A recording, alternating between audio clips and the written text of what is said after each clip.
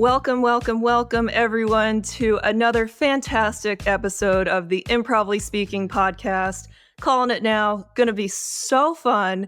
This is going to be a blast and a little different today in terms of topics and stuff. So I'm excited to weave in and connect improv to our guest. I'm your host, Dana Gowan. I'm excited to be here, excited to share this awesome guest with you. Thanks for joining today. If you're new, joining us for the first time, thanks for joining. Let me tell you a little bit about what this podcast is about.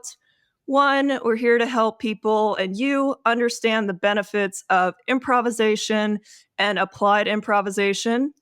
Two, to demonstrate how improv shows up in all aspects of our lives, which I think we'll definitely hit today.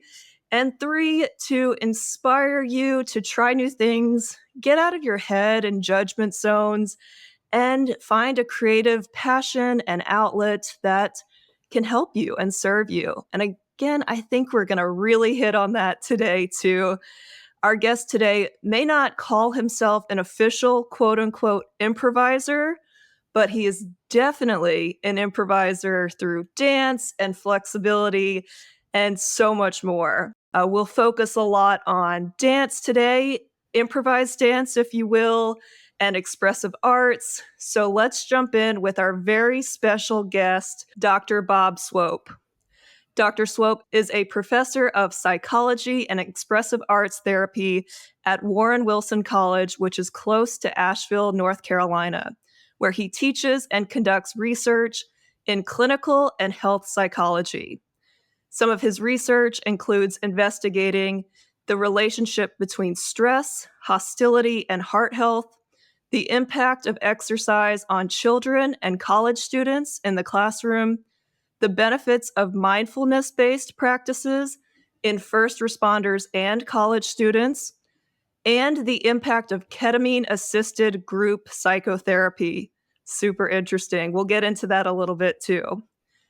Bob is a licensed clinical psychologist who utilizes evidence-based interventions with patients experiencing chronic pain, chronic illness, anxiety, depression, and other forms of psychological distress.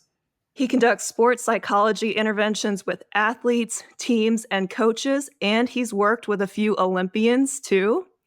He also works with the Center for Conscious Living and Dying, a community that embodies living a meaningful life through exploration, growth, service, and community-supportive end-of-life care.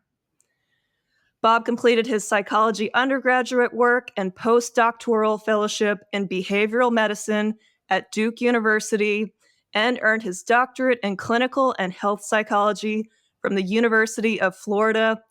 Bob enjoys hiking, dancing, cold plunging, and general merrymaking, which is a part of this podcast today. Please welcome the incredibly multifaceted, knowledgeable, inspiring, and flexible Dr. Bob Swoap. Welcome, Bob. Thank you, Dana. What a nice introduction. Thank you. Great to be here. Oh, Bob, I'm so glad that our paths have crossed last month at the Art and Science of Health Promotion Conference. I'm so glad you're here. And first off, before we get into how we met, I just want to say you're in the Asheville, North Carolina area, right? That's right. I love Asheville. I've only been a handful of times, but it is such a fun town. Lots of breweries for those drinking enthusiasts, lots of breweries, lots of great places to eat, barbecue. Oh, it's such a good area. Mm-hmm. Yeah. Love it here. How long have you been there for? Since the late 90s. Yeah. My wife and I came to take jobs at the college, Warren Wilson College, and have stayed here ever since, raised our kids here, and love the nature. It's surrounded by the Blue Ridge Mountains. So Asheville is in a valley, but the mountains around are just so lovely. So there's a lot of playgrounds within Asheville itself and then the surrounding area. I like that. Natural playgrounds to explore and discover in. My husband and I actually went there our first anniversary. We did a little long weekend in Asheville to explore, and we ate a lot of food. We ate too much food and I think ended up going to bed early. Like it was such a kind of a not expected anniversary trip because we just gorged ourselves with too much. And then we're like, well, we're tired. Let's go to sleep. So, Bob, for our listeners, we met at the Art and Science of Health Promotion Conference, which was in April 2024 in Hilton Head, South Carolina. This was my third time attending the conference. Bob, how many years was this for you attending the conference?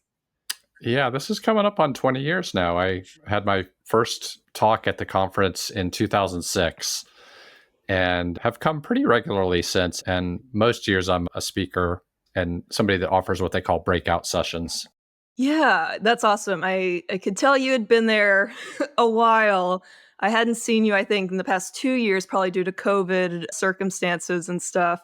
But I'm so glad that our paths crossed. And now your breakout session this year was unfortunately canceled, which I will say we benefited from just looking at the positive because your session was right next to our breakout room that Wednesday. And so I think people were planning to go to your session because it was really interesting topic Mm. on psychedelic-assisted therapies. And so then we had a full house. We had a full room for our breakout session. And then we ended up getting too loud when we did an exercise. And the conference organizer had to come in and be like, hey, you're being too loud. So we Wow. had to adjust, be flexible. We did a different exercise and didn't break people up into pairs for the next one. But I was like, yeah, I don't think the room would have been as big if Bob's session was going on next to ours. Mhm. Although your session was canceled, you were still able to lead the ecstatic dance activity session that Thursday night at the conference. And I have to tell you, this was one of my favorite parts of the conference. Now, Mm. I love all the research and the breakout sessions and the academic stuff, but this activity session was really special, and I will always remember it. And so after it happened, I was like, oh my God, we just improvised dance for an hour. Like, I have to have you come on the show and Mhm. talk about this. So I'm so glad you're here. For those who are not aware of what ecstatic dance is, what is it and how do you do it? Yeah, thank you so much for asking about that. It was really fun to co create that space at the conference. And it was the first time that they had that activity. That conference has a lot of wellness activities like yoga or nature walks. Hmm. And I spoke with the organizers last year and told them about the ecstatic dance possibility, and they were all in. And so it was really fun. It's an old tradition of dancing for freedom of expression, is really what it is. And it's done within community. So it's not an isolated dance. We do it in a community setting. We create a container that hopefully feels safe and inviting and fun and welcoming. And then you either have a live DJ who's mixing the dance right there and then, or like I did, I created a mix ahead of time and played it. And then that way I could dance as well, which I really like to do. And yeah, you basically invite people in and you create an intention for the dance. It's different than most social dances. So if you go to a club, it's loud, there's a lot of alcohol, and this is considered to be a substance free space. It's really a non conversational space once the dance gets started. And it doesn't mean it's non communicative, though, because people will make eye contact, smile with each other, connect. They may make sounds, yell, laugh, scream, cry, whatever. And basically, it's a way to move through freedom of expression. For a lot of people, it can be really healing and transformative. And again, it goes back millennia and has iterations all around the world. So different cultures have different names for it. And it was probably around 1970 that a dancer named Gabrielle Roth recoined or recollected the term ecstatic dance, which that word comes out of the Greek ekstasis, which basically means outside of oneself, like standing outside of oneself. So the idea is really that in an improvisational way, you are responding to the music and to the flow of the community and trying to get out of your head, which is Yes. challenging for a lot of people because Yes. most people have developed shame parts around dancing as adults and feel like they're going to do it wrong. They're going to look silly. They're going to feel silly. So it ends up being a really beautiful practice in like allowing for space for yourself to express freely and play with that interplay between the mind and the body, because the mind is always making judgments about what the body's doing. And the Yeah. other thing is that it's exercise. So, like by the end, Yeah. you will have worked up a sweat. So, it has a lot of benefits in addition to the traditional benefits of trying to create community through song, music, and dance. We danced for an hour for this activity session. Is that common? It's usually an hour, or it can vary in times? It definitely can vary. I would say most ecstatic dance groups that I've been around are between an hour and an hour and a half. Oh. Much beyond that, and then you've got a little bit of a different flavor of it where people will be taking lots of breaks and then coming in and out.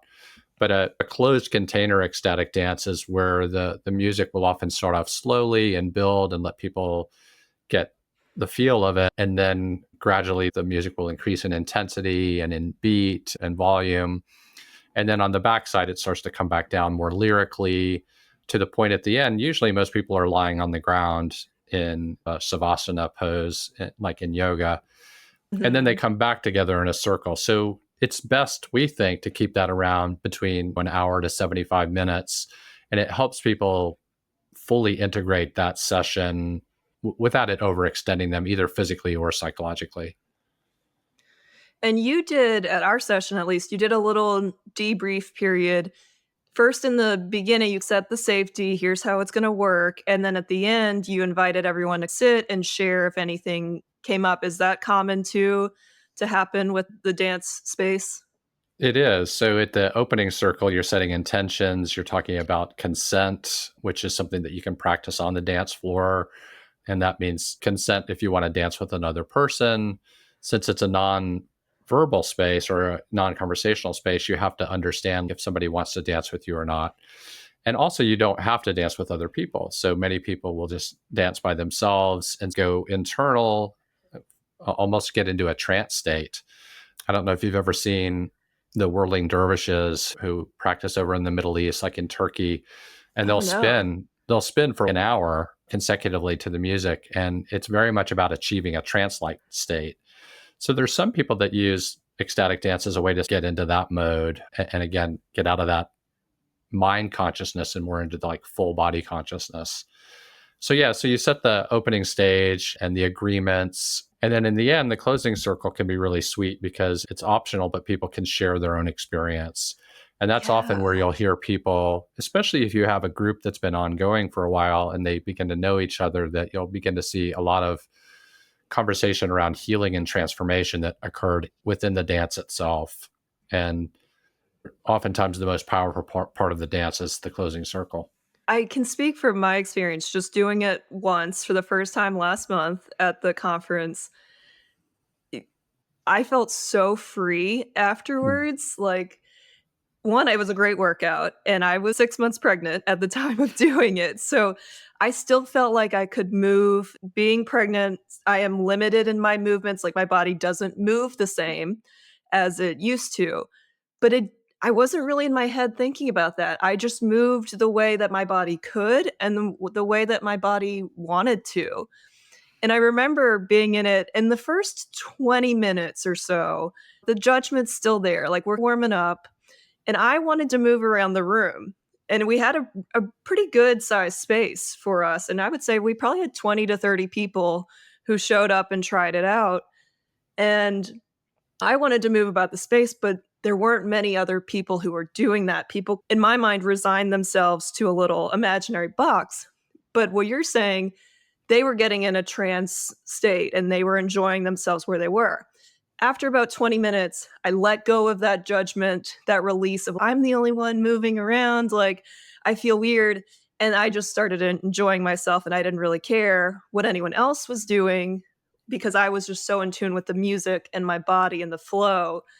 And that takes a special like release of just letting go and being Yeah. like, okay, this isn't working out the way that I expected it to. And that's still beautiful. Like, this whole moment is just beautiful because everyone is doing exactly what they want to do right now, and I thought that was so cool. Yeah. No, thank you for sharing that. That's a great share about what your experience was. And then the people who stayed within their sort of their own little self-defined area, they may have been really comfortable in that space, or because it was Mm-hmm. new to them, they might have felt like, oh, I wish I could have walked around more or danced around more, but felt a little restricted just by their own psychology. But the thing about ecstatic dance is it's all welcome. Like, you don't even have to Yeah. dance. There were some people that were lying on the floor near the speaker just to feel the Mm-hmm. bass. And so it's all welcome, and all shapes, all body sizes, all levels of ability. It's very much an inclusive community, which I also really like. So you can really go at whatever level you want to go. And so as you felt more free and got out of the self judgment, you're really exploring that relationship with your brain, which is something that we do a lot anyway. Like, I think it's the same in public speaking or any form of like improv comedy. Mm-hmm. Like, the second you start getting into your head and judging what you're doing, it really messes up the flow. And we know from research about flow states that when people get into that, it's usually the commentary in their brain quiets pretty significantly, and they become fully immersed in the activity, which is, I think, what I saw happening with you and some of the others that were really dropping into it. I loved it. So I'm a big flailer. Flailer. Like, when I go to weddings, which I have not been invited to many weddings recently. I think a lot of my friends are now having babies or unfortunately getting divorced. I'm in that stage of life. But when I go to weddings, like, I'm on the dance floor, I'm flailing around. Like, I need a lot of space. At my own wedding, I stayed on the dance floor and I ended up elbowing one of my cousins. I felt so bad. They got a little too close. I need a full, like, arm's length of space. Hmm. Otherwise, you're going to get hit. Hmm. And what I loved about this was I could just be in full flail mode. I have no dance experience, no training. And yet, like, I didn't need to. Like, the great part about ecstatic dance is, well, I say the great part, but also the intimidating part for a lot of people is there are no steps. There's no choreo. There's no instructor leading it. You literally have to just listen to your body and free flow, which I love. But I get that for some, that can be a harder task and ask Hmm. of them to do. So I just enjoyed it so much. I want to explore it after baby comes. I'm sure this is happening in LA. It's got to be Oh, yeah. happening everywhere. How did you get into this, doing it yourself? Yeah. So I was invited by a friend who thought it would be something I would enjoy. And my wife and I had danced in many settings, but more in the choreographed way. Like, we had taken ballroom dancing together, we had Oh, taken Latin nice. dancing. And I don't fashion myself a dancer by any means in terms of having any professional qualities, but we've always loved dance, whether it's dancing with each other or going to, like, the Wortham Performing Arts Center here in Asheville has a beautiful set of dance activities that they bring in.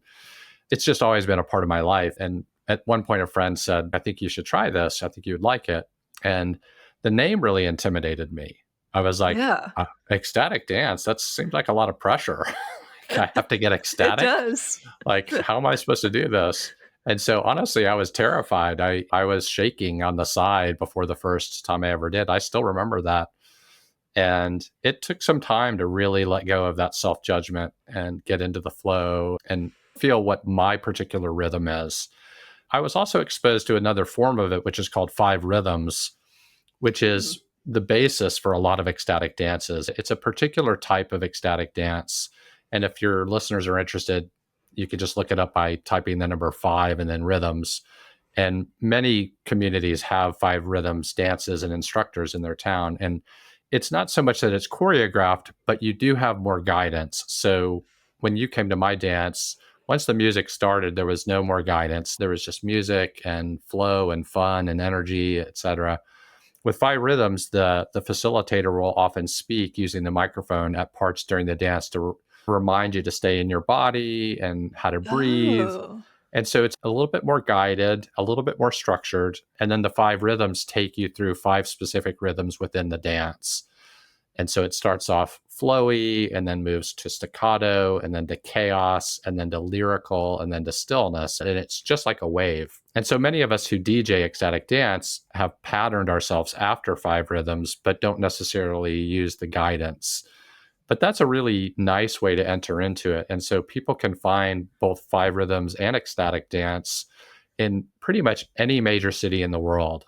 So just before we were talking today, I just Googled like Sydney ecstatic dance, Berlin ecstatic dance, Huh. San Jose ecstatic dance, Seattle, and they all pop up. There wasn't a city that didn't have it. Now, smaller towns probably don't, but you could potentially start one. Asheville itself is sort of a mecca for it. So even though we're not a very large town, we have at least 4 to 5 different ecstatic dance groups. So you can dance almost every night here with a different group. Oh, that's amazing. Yeah. So yeah, I got into it that way. And then once I learned it and felt more comfortable, I got hooked. And then the pandemic hit. And as a professor of health psychology, I began to wonder, like, how can we help our students who were becoming more depressed, more isolated? They were behind screens. They were having to voluntarily isolate or mandatorily isolate on exposure. And this was a horrible time for many students. So I have twins who are graduating this year from Oh my college, gosh. and so Wow. they started the fall of their freshman year was at the height of COVID in the fall of 2020. And that's when I started thinking about what can we do to help these students. And we came up with the idea of bringing ecstatic dance to campus and doing only outside dances so that people could feel safe. We could keep distance. We had enough space to be 6 feet apart. Some people danced with masks, but it wasn't required. But anyway, it became a wellness activity for the students, and it fit within our wellness arm of the college. We have a wellness crew and a wellness supervisor, and they felt like this would be a really helpful aspect of a student's undergraduate experience during this really difficult times. And then it's kept on going. So the students have co-created this community in which most Friday nights we have a dance on campus. And most of the nights I do the DJing, but we also bring in outside DJs, and we sometimes partner with some of the other Asheville groups who come to campus. And it's really become a beautiful community. So do you do DJing on the side or DJing as a part of ecstatic dance only? How did you get into DJing and curating these playlists? Pretty much just through ecstatic dance. So Oh, cool. I don't do any DJing at clubs, although I would love to. But Yeah, that's that would be uh, awesome. yeah. So currently, I just do it for ecstatic dance, and I didn't have any experience with it. But having 3 kids that all loved music, and I loved music, we all just played around with it, and I learned a lot about music from my kids actually, in terms of what were some of the really fun beats. And so I spend a lot of time, you can ask my wife, walking around with these headphones in my house, listening to new music. And it's great because I don't really play a lot of old music. Sometimes you'll get a remix of a song. We had a remix of a Led Zeppelin song that was mixed with Oh, some cool. cellos. So a lot of times you can play a song that people will recognize, but it'll be out of context. And so it's surprising.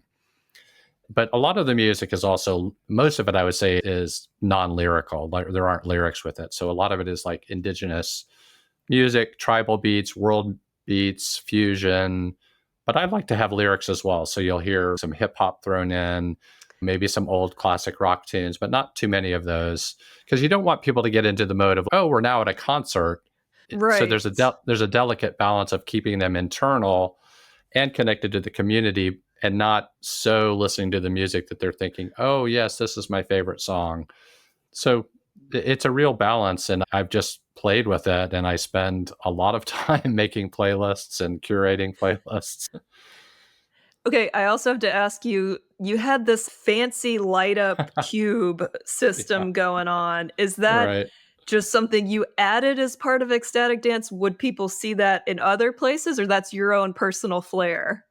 That's my own personal flair that I drew from a musician friend of mine who does sound healing. And I saw him with one Oh, of these at one of his nice. sound healing sessions, and it's called the Hypercube. Yeah. and and it's basically infinity mirrors with all sorts of lights. So at the last dance that I did, I had 2 students that got tired of dancing, and they just sat by the cube and looked in the mirrors, I would say for at least 10 to 15 minutes. And it's a way to trip without actually taking any any drugs. So That's so fun. it's really, it's my own thing. And then like many people who facilitate ecstatic dance will create a front piece. Some people call it an altar, but it would be an area where people can go to ground themselves, and they might see some stones that they like, or you can put whatever you want up there. I try to keep it relatively simple. And then we do have lights. So the lights help illuminate the setting that we're in, just to make it feel more fun and playful. And you're really trying to create an atmosphere where people feel very welcome. One thing that I'm just remembering now as we're talking is, as I was in the experience, I am an improviser. I like to be on stage and take a lot of classes, still working on my skills as a comedic improviser, but I feel comfortable calling myself an improviser now. But one of the things I struggle with on stage a lot is my space work. So, like working with imaginary objects, like I'm holding a can right now and I'm going to drink from the can. But when we were dancing, I visualized a ton of props and movements that involved, like, holding things. At one point, I think I had a balloon that I was, like, hitting back and Hmm. forth Mm. and, like, playing with myself just in this balloon, and after, I was like, "Oh, I can do space work." Like, I've just Mm. been limiting myself that I can't, but, like, my brain can form the space to hold these objects, and I probably get nervous on stage in front of other people, so I was very free in that moment to just hold these imaginary objects and really play with them. I loved that. Yeah, I love that. I love that you found that. That's great. And another form of improv that you can practice that's really fun is mirroring, which is something that's done in Yes. improv. So, and it's also done in modern dance. Modern dancers mirror each other all the time. And sometimes they physically touch and sometimes they don't. And that's also true in ecstatic dance. If you physically touch, you have to be really clear about consent again. But even mirroring, you're entering into that person's space. So if they're willing to do that with you, then you're tracking each other's movements. And the nicest experience of that is when it's a flow between, you don't even know who's leading and who's following anymore. Yes. And so there isn't a sense of anything choreographed, and the two of you almost instinctually make similar moves. And sometimes it can be around like a playful object. I've seen people like pretend that they're like digging something together and then pulling something out of the ground and then they're like raising it to the skies. And I don't know what moved them to do that, but they did it. And Yeah. it's really fun to watch. And you can see people becoming very playful with their imagination and improving with that. I do remember, mirroring with a few participants in the session. My friend Tina joined, and I remember dancing with her a little bit, and then I had some movements with you too. I think at one point we were, like, locked in arms and that's about to spin around the dance floor, and at first I was like, "Oh, this is so fun," and then I think my mind kicked in and like, "Hey, by the way, you probably shouldn't do a ton of spins, just for safety." So I Right. did call that off. And so a little bit of the mind was still at play there for safety purposes, but it's fun, like, the way that it just got there naturally, like, it wasn't forced, it's just what happened. Hmm. Yeah. Beautiful. Well, and it reminded me a lot of, I've been taking some clown classes on the Hmm. side, like, just one-off clown classes. Clowning's becoming a big thing, like, kind of one step up of improv just in freedom on stage and in space and stuff. And so there's an instructor who will run these monthly clown workshops, and how she does her warm-ups is there's probably, again, like 20 to 30 people in this large room. She'll play a song or two and she'll be like, "Now dance around, free flow dance." She doesn't call it ecstatic dance. We free flow dance. And then she'll give us little things, little character tidbits. So she'll say, "Oh, your both of your parents were modern dancers. So let that inform how you move. Now you have 20 years of mime training and let that inform how you move in the dance." So it's not exactly ecstatic dance, but it's still a piece of that freedom Hmm. flow.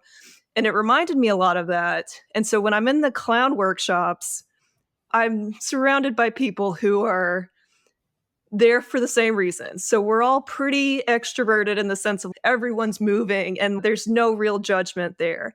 But to see it happen in the public health space, like public health professionals space, at a conference, no less, I think that speaks volumes to Mm. this work and the benefits, and just every conference could offer it. Like, it was very powerful.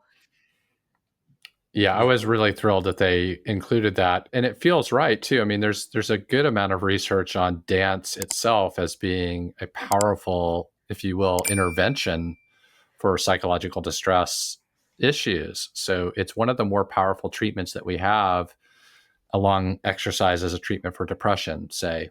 So if you ask people to engage in exercise for treatment of depression, one of the issues you get is compliance, is with, Mhm. do people really want to do 3 days a week on a treadmill for 45 minutes at 60 to 80% of VO2 max? But if you say, hey, we've got this dance and we're going to create a safe container, it's going to be fun. You're not having anybody track their heart rate. It's just naturally going to get up for the right amount of time at an aerobic intensity. So anyway, the research is pretty clear that dance is a powerful intervention when it's used even in clinical studies. So in this naturalistic setting of ecstatic dance, there has been very little research, although I had 2 students just complete a research study this semester on looking at the benefits of Nice. ecstatic dance. And so hopefully they're going to write that up and publish it. But the things that I hear go well beyond, oh, I got a good workout, although that's a part of it. More of it are things like people will say, this is the only time I feel safe in my body. Wow. This is the only time that I don't engage in body shaming of myself. This is the only time I feel accepted and seen for who I am, what I look like, how I move, and I know I'm not being judged. And that's a powerful healer for people that have experienced all sorts of trauma in a society that overvalues looks and thin bodies, etc. So to me, it's a natural for a health promotion and wellness activity and conference. And if we can get everybody to buy into it, it doesn't mean everybody has to do ecstatic dance, but some form of practice in which they begin to let go of some of the judgment of themselves, that can be really powerful. I've also had students say things like, my grandfather died last year and I danced with him tonight. I brought him with Wow. me. And that's partially the music's designed sometimes to do that. We'll have specific themes and invitations around like grief or joy or letting go. And the curation of the music is designed to help people access a range of emotions. So it's not uncommon to see people who go through the range of emotions while they're dancing. It can be really fun, but it can also be challenging. And some people will spend some time crying, and we just let it all happen. If somebody needs help, we can go help them. But many times they just need to work through it and feel witnessed in it. And then in the closing circle, they'll share about it. And for me, again, as a facilitator, particularly of young people going through this, that can be the most powerful part of it. Okay, I have chills from that story, that anecdote of someone dancing with the grandfather or a person who just passed away. Oh my Yeah. gosh, like, how powerful. Ugh. Wow, that's incredible. Yeah. And it actually intersects with another area that I think you might want to ask me about, but I might jump to that now if that's okay. Please do, jump away, let's go. Well, I was just thinking about the part about dancing with grief, and Ah, so one of the groups that I work with in Asheville is called the Center for Conscious Living and Dying, which is the CCLD, and it's a care home that is staffed almost 100% by volunteers who go through end of life doula training, basically. And we wow. care for people who know they're dying and want to die in a non medicalized setting. They can still get hospice care if they want, and they can still have medicine to help them feel less pain. But the whole aspect of dying is not medicalized, and it's seen much more as a spiritual journey surrounded by loved ones and community. And what made me think of this was that we currently have a resident who is in her final journey, and she's a dancer. And so one of the things we did when I took a turn as a volunteer was we danced. And that was really healing for her, is that she got to express herself through movement even as she's getting ready to die.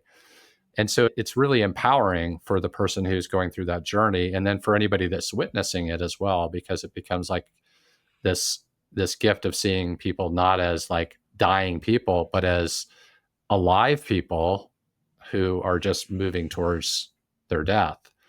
And so we've done several ecstatic dances as fundraisers for the CCLD. And Wow. many of the volunteers have come over who have never done it before. And sometimes the themes are about like transitions, dealing with grief. And so I sometimes think ecstatic dance, that the title is a little limiting, honestly. I think it's more like conscious dance is what it is, or conscious community Oh. dance. Because it's not just about being ecstatic. That happens, but it's mostly about being with what's present. Okay. Well, the hormones, these pregnancy hormones are real because I'm tearing up a bit just at the power of the emotions and like this art form and expressive arts in general and just how it can help heal. Hmm. Gosh, it's beautiful. And I was very sports oriented. I talk about this in a lot of episodes, but I was very sports oriented growing up. And so dance just wasn't really in the dance and arts just wasn't really my thing. And now as I've gotten older and realizing like anyone can do this. Yes, the really talented people up on stage making a living, but like anyone can do this. They can do the ecstatic conscious dance. They can do an improv class. They can do these expressive arts that just open them up and let go of the perfection and the judgment. And it is really, not to be dramatic, it is life changing when you Yes. embrace those skills. Yeah. And I think the more venues you can do it in, the more you get practice with being playful with your own self. And Yeah. that just helps you, again, turn off that judging part. So we actually have somebody that leads improv classes for the volunteers at the Center for Conscious Living and Dying. Yes. And they just had a big, I guess, performance once they had practiced it for a while about how to be in presence with each other. And so they're inside laughing and hooting it up. And on the outside, we're with that woman who is towards her end of her life. And she's at this sacred fire. And it's everything is being held, all of it, all of the emotions, the range of experiences. And you're right, there is no limit on the age. And in fact, you'll see people that dance regularly often stay more flexible physically, Mhm. psychologically, emotionally. And so many people who come to these ecstatic conscious dances are in their 70s and 80s. So beautiful. I wanna switch a little bit because 'cause we're talking about a substance-free space where Right. you dance and, just let go of the mind and let the body take over, but on the flip side, your research also deals with psychedelic-assisted therapies, which is a pretty hot topic, also a taboo topic for some, Mm. for many.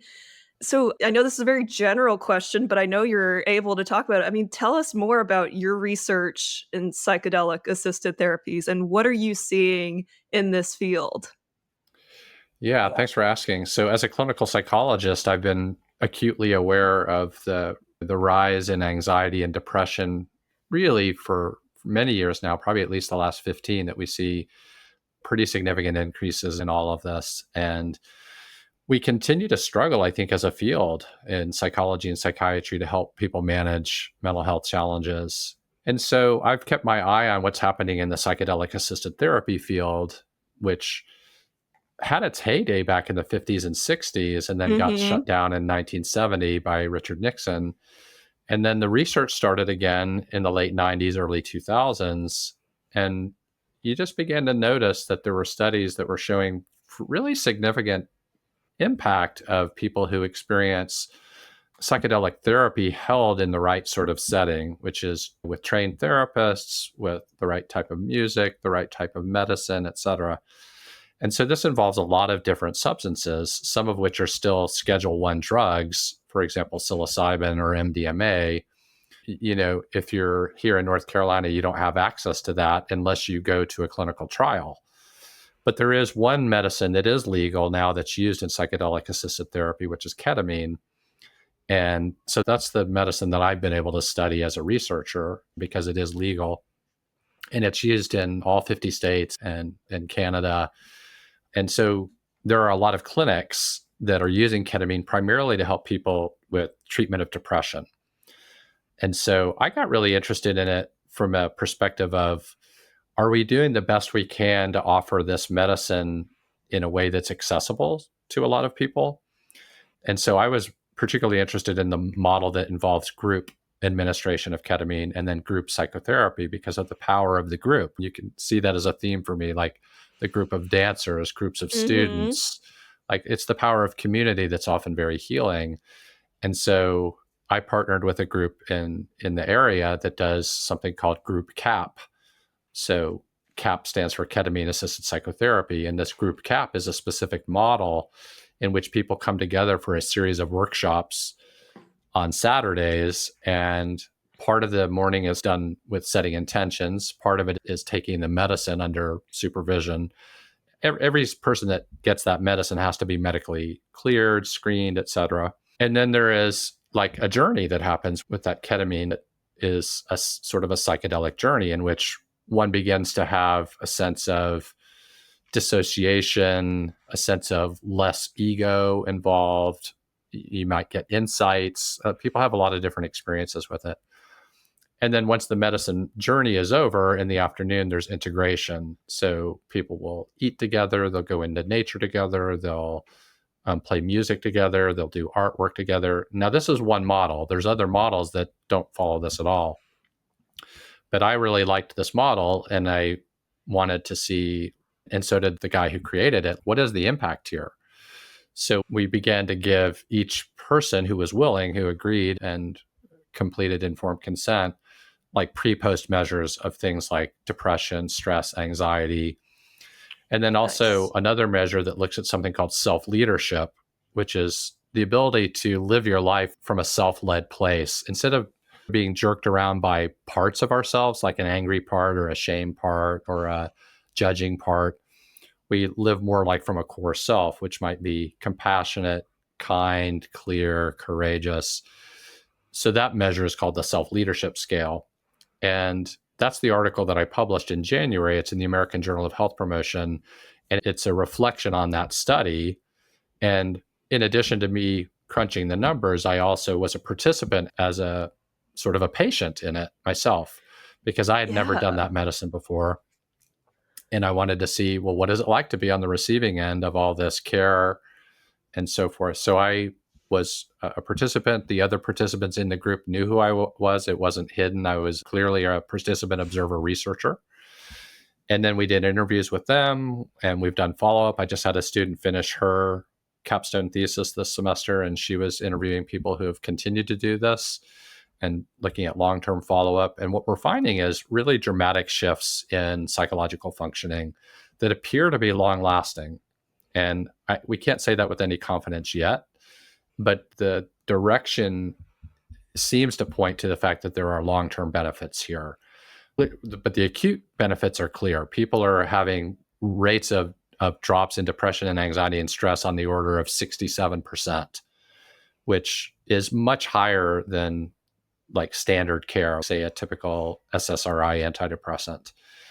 And I'm not a medical doctor, so I'm not advising people to jump off SSRIs and go to a ketamine clinic. Of course. If it's something that you're interested in, then there's a lot of data out there that suggests that this is helpful.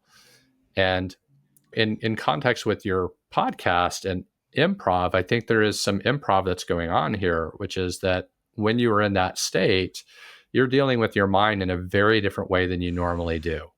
Mm-hmm. And so you can be playful with it. You can, like, sometimes the visions just come and you don't have a lot of control over those. And other times you can say, have an intention. I want to work on a conflict that I'm having with my partner, or I want to work on a trauma that I experienced. And if it's done intentionally and the set and setting are held well, and the people that I studied were both therapists that were holding the space for all the participants.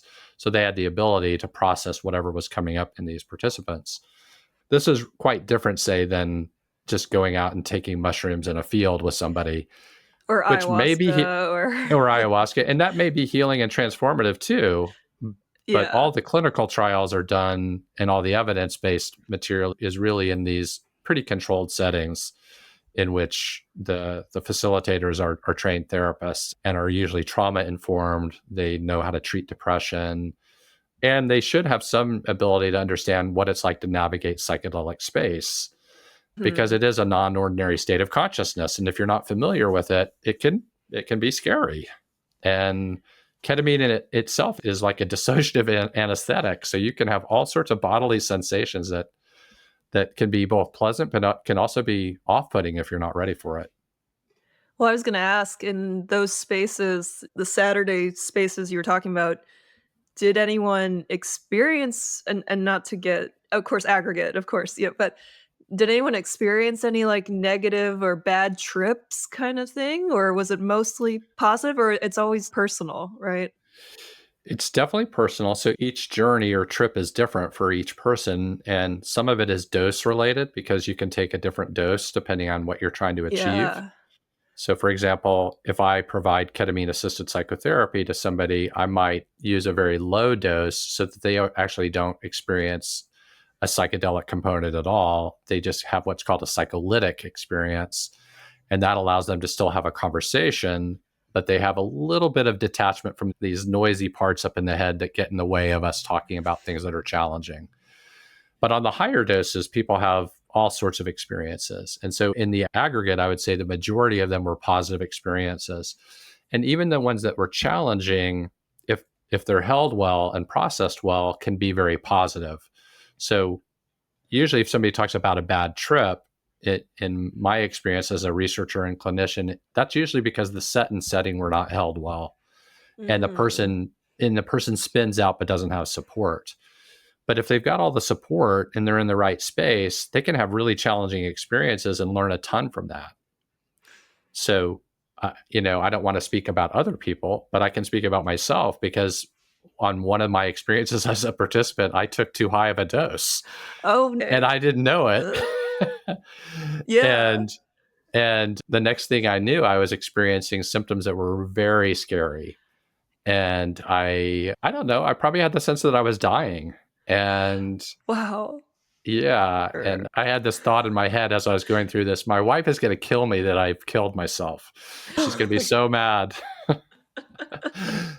And then the next thing I knew, like both of the facilitators were with me, just like providing the support to help me bring me out of that really challenging, scary part.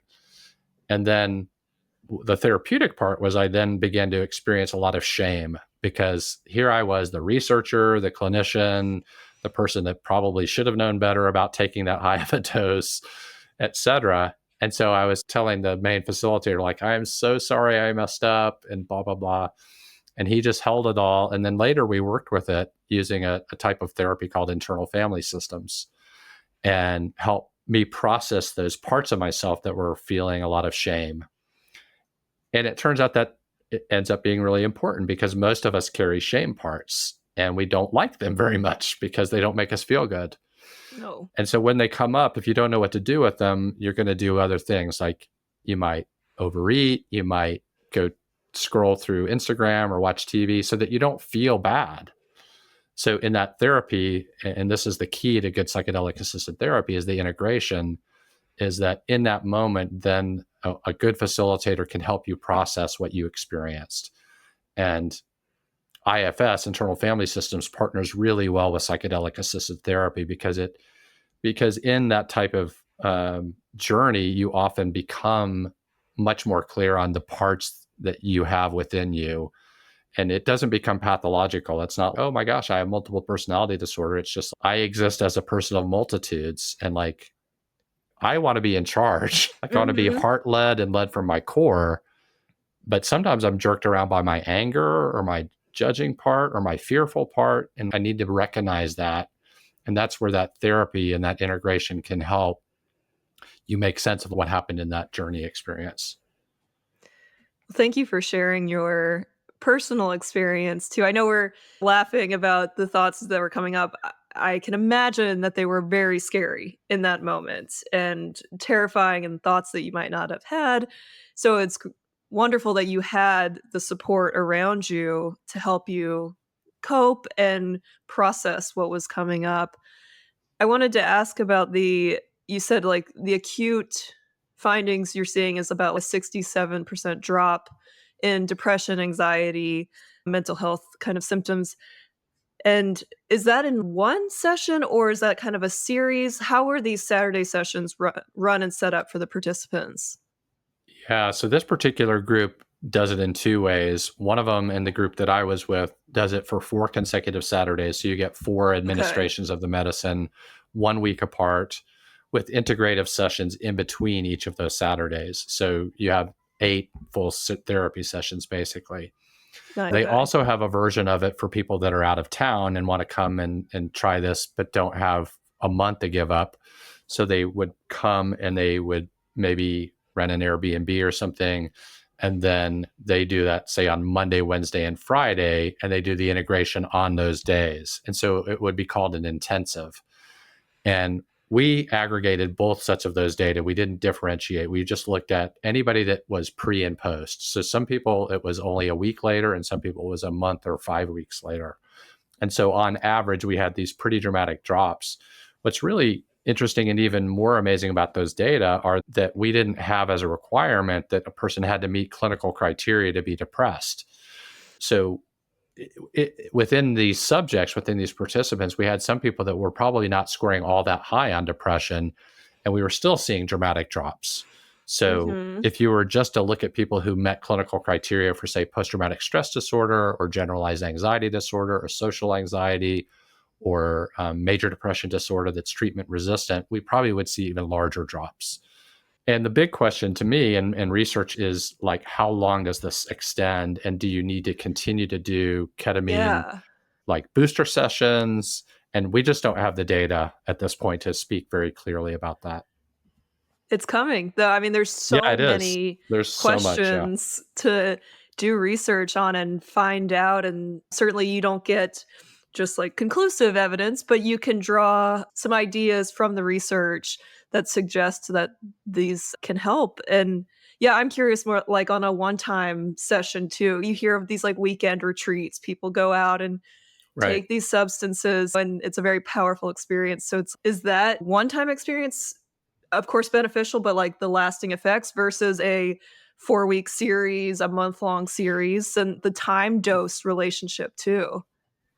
Yes, and what you're learning in those integration sessions. So Yeah. if you've got 4 2-hour integration sessions using a particular type of therapy that works well with this, that's a lot more than going on a weekend retreat and then maybe having one follow-up call with an integration coach. Mhm. Now, we are also still seeing pretty strong benefits from those weekend retreats. And sometimes, for example, psilocybin, the magic mushrooms, you don't usually see people doing those once a week because they're much bigger experiences for most people than ketamine. Ketamine is short acting, it has a half life that's much shorter than psilocybin.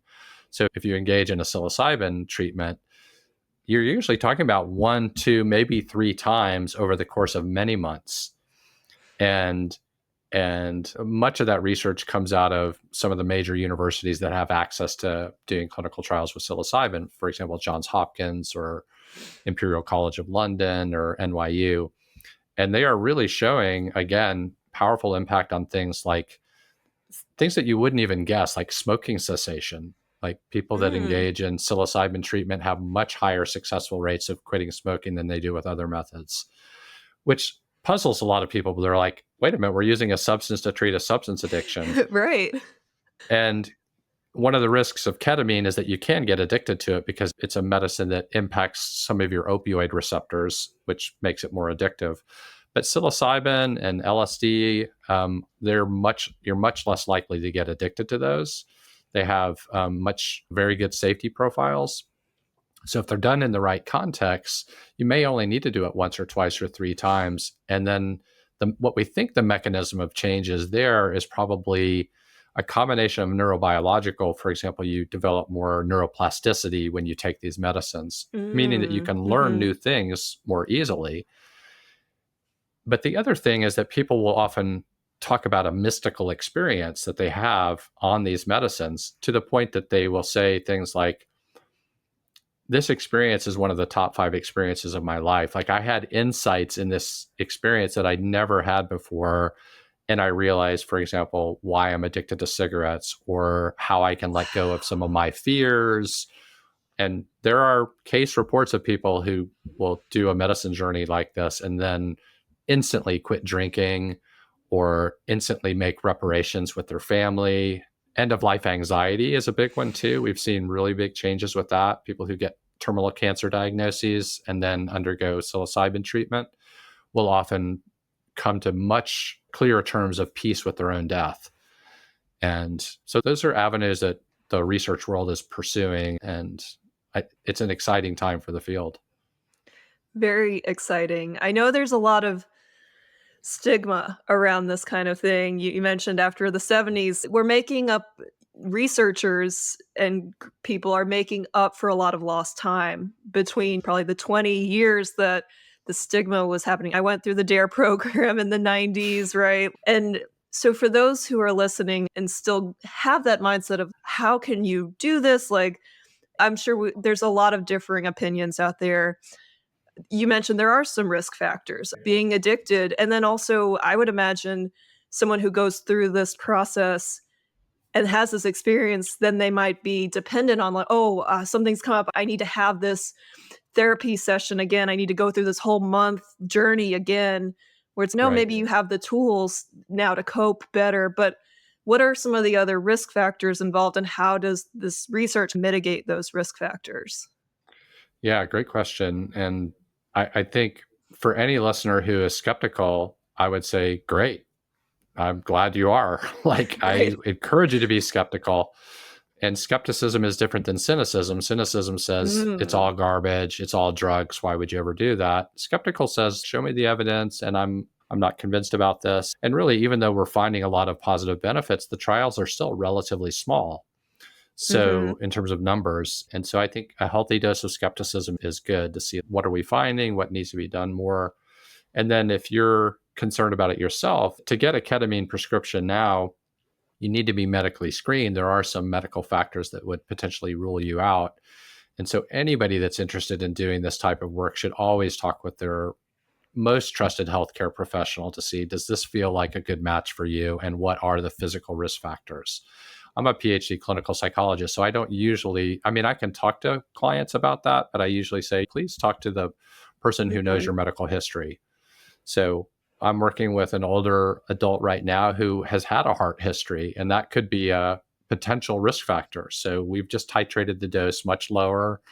And for people that are high risk, you can do it in medical clinics where you can get, for example, a ketamine IV or a ketamine intramuscular Whoa. injection. So Wow. it's more intense, but it's also staffed more with medical personnel.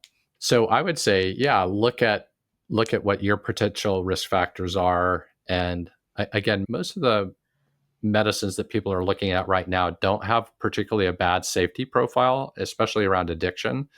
Ketamine is one of the exceptions. And I Okay. think we're actually going to see some problems with it because it's probably too easily prescribed right now. And people can get at home prescriptions of it. And if they're not monitored closely, or they're not able to monitor themselves closely, you can see people beginning to take more of the medicine and more frequently. So that comes with its own set of side effects, including risks to the bladder. And in addition to just becoming addicted to the substance as just another substance that helps you feel better. So that's the one, even though it's the legal one, it's the one that I think carries probably right now, I would say, the highest risk. And so I would encourage anybody that's interested in this from a perspective of, oh, I have a family member that I think who's had treatment resistant depression. They don't respond well to their SSRIs. They've never responded well to psychotherapy. It might be something to look at and just enter into it carefully and with asking a lot of good questions. So fascinating, and I hope and I imagine we'll see more research coming out of this field. Now, this is only one subset of your research that you do. You also have health psychology research, Yeah. mindfulness research, focusing a lot on mindfulness on with college students. So, Yeah. why have you chosen college students as your kind of subject matter? Well, for a lot of reasons. One is that they are a group that is under a lot of stress, and they are at the Mhm. intersection of all of these competing forces, like people asking them to pay attention closely to learn, and for them to navigate their social environment, and to work and meet their financial needs, and to understand diversity, and to look at what's happening in the world and see the conflict in the Middle East. And so there's just so much going on for young people that I think being able to learn how to be mindfully present with themselves is a good tool.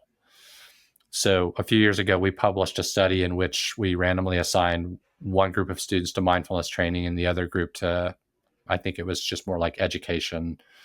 And we found a pretty big difference for those students that participated in the mindfulness in terms of the impact on their emotional resilience, their emotional stability.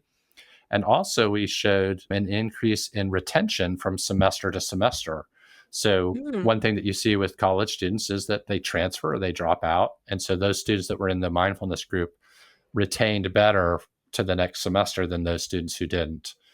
And that's a finding that I have not seen replicated anywhere, but it's an interesting one, is that it has behavioral impact. So that's one reason. Another reason is it's a population that, of course, I have access to as a professor at a college, and then I have a lot of colleagues in universities. So, but I'm also committed to it. Like, I feel strongly about the power of it when it's implemented in good ways. It creates more psychological flexibility, which I think relates to people who are trying to publicly speak or do improv in their work setting. Is if you have more psychological flexibility, again, it helps just turn the volume down on that inner critic that says, oh, I didn't respond well here, or I made a mistake on my pronunciation of this particular word. Mm-hmm. And when we can turn the volume down on that, then we can get into a flow state. And that's a lot of mindfulness training is about helping you get into that flow state. So I do that with students, but I also do it with first responders. I've done a study with the Asheville Fire Department, and we've looked at the power of these types of interventions on their ability to be resilient in the face of trauma, and have found some interesting things there. And then also I do it with athletes. I work with athletes from recreational to Olympic, I think you mentioned earlier. And it's hard to imagine that there's an athlete that I've worked with in the last 10 years that I haven't included some form of training around mindfulness, which is basically the ability to pay attention in the present moment without judgment. And if you think about athletes, if they're in a competition and they make a mistake, if they start thinking about that mistake, they've now compounded it, right? Because they're no longer present. And so public speakers have the same thing. I don't know if this has happened to you, but I suspect it's happened to you. It's certainly happened to me, where you're in the middle of a speech, and then, but in your head, you're 5 minutes ago thinking about something that you said or wish you had said differently. And the time for that review is later. Exactly. So it's something I work with, like Division I athletes in college of all different sports. A few years ago, I got to work with the Olympic table tennis team, and concentration and focus and being able to be present in the moment is just huge for that population. And I know some of those young people that I was working with 3 or 4 years ago are now qualifying for the Summer Olympics, which are happening later this summer in Paris. What's involved in the mindfulness training? Like, how do you, because it's one thing to just say, hey, you need to be more mindful, right? And here are some steps. So, like, how do you really coach people to be more mindful? Yeah, I teach them. So I use like empirically valid methods, sound methods of teaching this as a practice. It can be a secular practice. It does not have to be based in any spiritual belief or religious belief, although it also is consistent with spiritual and religious beliefs. Mm-hmm. But the version I teach is secular, and it largely draws from research and practitioners that have been doing this in the West for more than 50 years. And of course, the practices themselves are ancient, but turning it into a practice that you can study and teach in a standardized way, we have a lot of data that shows how to do this. So a lot of it is around education, because so many people who try to engage in mindfulness say, I can't do it because my mind's too busy. Mm-hmm. I've heard that. And just anytime I try to meditate, I just get too distracted.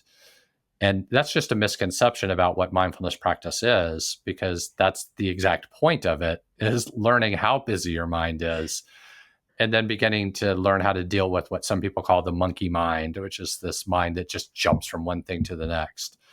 And we live in a world that sort of is distracting anyway. Very distracting. We have a supercomputer we carry around in our pocket that is beeping and notifying us at all times. And so to imagine that we could stay focused on a conversation or a topic or a project without practice it's smarter to think about, like, how can I get myself to do this in a way where I become more efficient and I also feel better about it. So one of the keys of mindfulness is that when your mind wanders, you just bring it back to the present moment without any judgment. And when you learn how to do that, you really get a victory of coming back into the present moment over and over. So mindfulness really is about remembering. It's about remembering that the only moment that you actually have is this one right here. And that worrying about the future, I mean, planning for the future is okay, but worrying about it, you're getting into time travel, mental time travel. And the brain is really good at that. And the brain is a master storyteller. So teaching people how to do mindfulness is also teaching people what the brain does and why it does what it does. And so you begin to have a softer, gentler relationship with your own brain. And I think it leads to a lot of benefits. This is probably the talk that I've given the most at the Art and Science of Health Promotion, is, depending on the population I was working with, is what are the benefits of mindfulness for health, physical health, psychological health. And the data are really convincing about all the ways in which it can impact people's lives. I needed to hear that today about planning ahead is okay, certainly, but worrying about the future is not helpful. And of course, I'm doing a Right. lot of that right now in my motherhood journey. And I have been trying to implement some breathing techniques and Mm-hmm. just more getting centered and mindful. And some weeks I do great at it, and then other weeks I, like, backlash. I'm like, "I don't need it. I'm good. Like, I did it for a week and I felt the benefits. Like, Yeah. I don't have 5 minutes." Like, I make up excuses, and it's like, when I actually sit down and do the mindfulness, whatever I've set as, like, the time limit to do it, I feel so much better, and yet I have this Mm. constant, like, battle. "No, I don't need it anymore. Yes, I d," you know? It's like, Yeah. just make it a part of your day when you can, and also being flexible and gracious with yourself and say, "Okay, I got distracted. Let's come back to the present moment." Right. Yeah. So two things came up for me when you said this. One was the one about you worrying about the future, which totally makes sense with Yeah. what's on your horizon. But it reminds me of one of my favorite quotes around this by Mark Twain, who said, "I've had a great many troubles in my life, and most of them never happened." Yep. So there's that.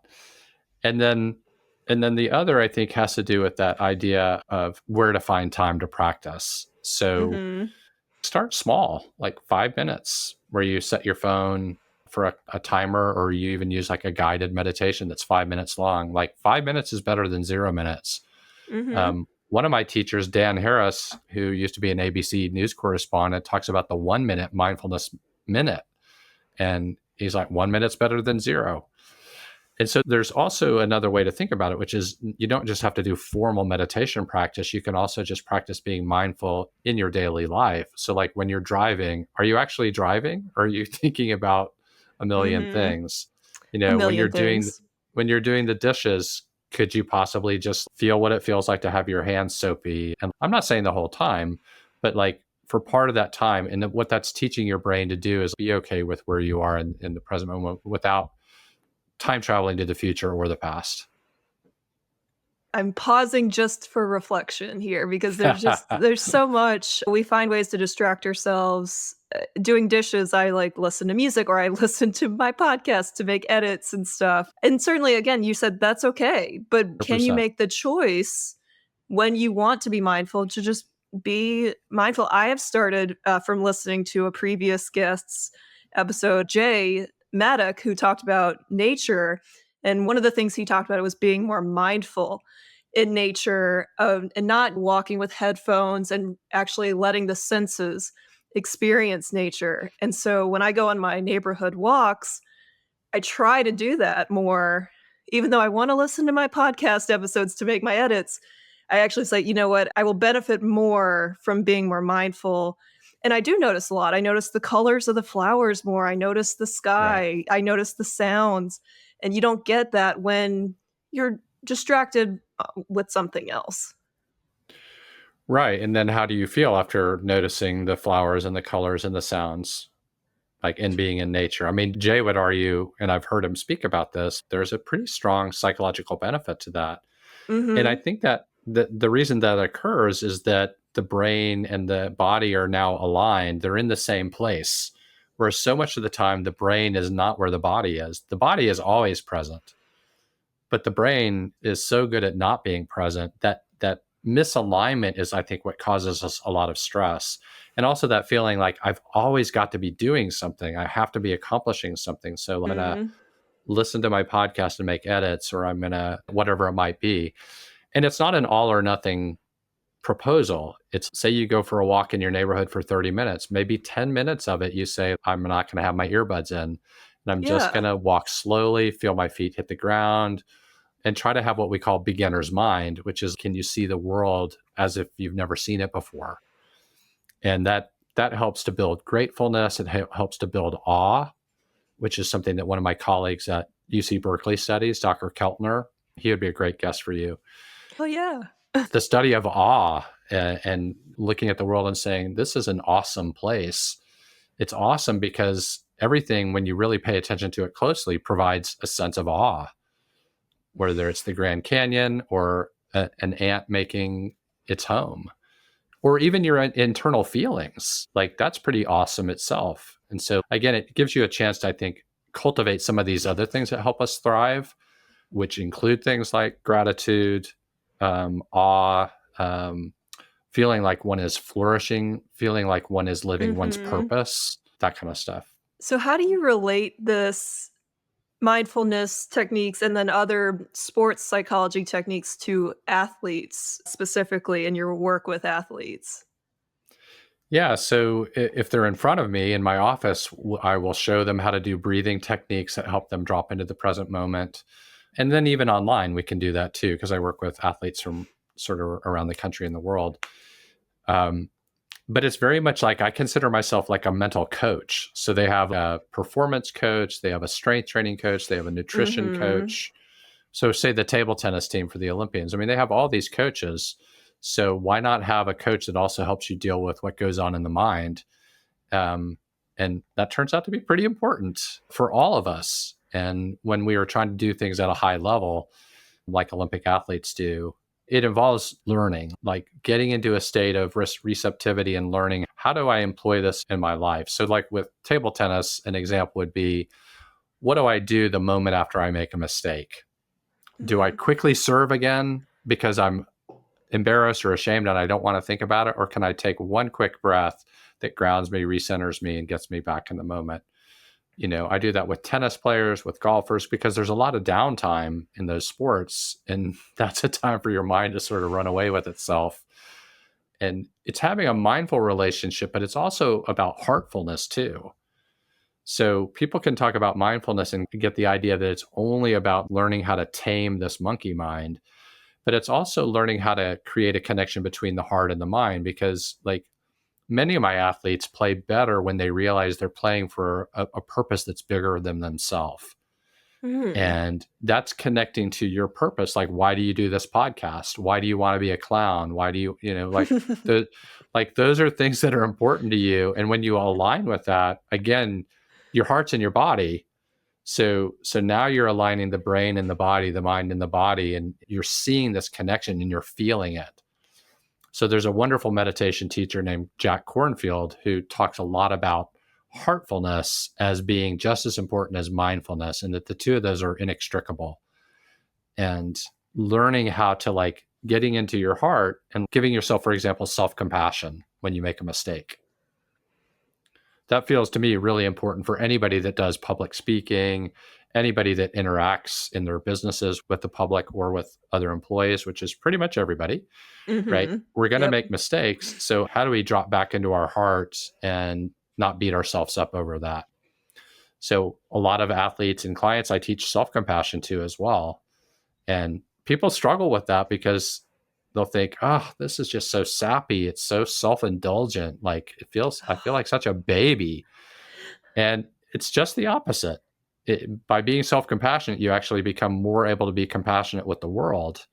And that can only bring good things, right?